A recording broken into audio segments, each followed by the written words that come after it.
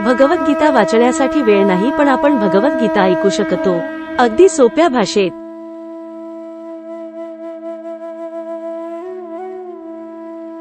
सांख्ययोग। संजय उवाच केपित तथा कृपयाविष्टमश्रुपूर्णाकुलेक्षणम प्रका विषिदंतमिद वाक्यमुवाच मधुसूदनः। संजय म्हणाला, करुणेने भारावलेल्या, मन खचलेल्या आणि अश्रूंनी नेत्र भरून आलेल्या अर्जुनाला पाहून मधुसूदन श्रीकृष्ण पुढील प्रमाणे म्हणाले।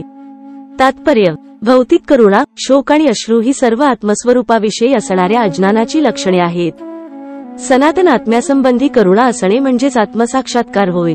या श्लोकामध्ये मधुसूदन हा शब्द महत्त्वपूर्ण आहे।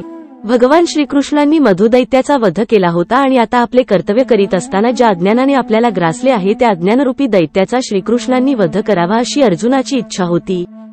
करुणेचा उपयोग कुठे करावा हे कोणालाही समजत नाही। बुडणाऱ्याच्या वस्त्राविषयी करुणा करणे व्यर्थ आहे। अज्ञानरूपी महासागरात बुडालेल्या मनुष्याला त्याच्या बाह्य वस्त्ररूपी स्थूल शरीराचे रक्षण करून वाचविता येत नाही। जो हे जाणत नाही आणि केवळ बाह्य वस्त्राविषयी शोक करतो त्याला शूद्र किंवा अनावश्यक शोक करणारा असे म्हटले जाते। अर्जुन क्षत्रिय होता आणि अशा प्रकारच्या वर्तणुकीची त्याच्याकडून अपेक्षा नव्हती।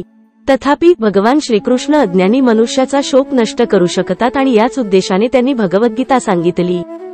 सर्वोच्च अधिकारी भगवान श्रीकृष्ण यांनी सांगितल्याप्रमाणे हा अध्याय आपल्याला भौतिक शरीर आणि आत्मा यांच्या पृथक्करणात्मक विवेचनाद्वारे आत्मसाक्षात्कारासाठी मार्गदर्शन करतो।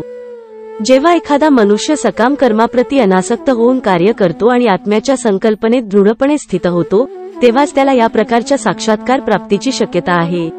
जय श्री कृष्ण। राधे राधे। भगवद्गीता ऐकल्याने जीवन नक्कीच बदलून जाईल, म्हणून ही व्हिडिओ सर्व मित्र, परिवार आणि नातेवाईक यांना शेअर करा। जर तुम्हाला हे चॅनेल आवडले तर कृपया सबस्क्राईब करा।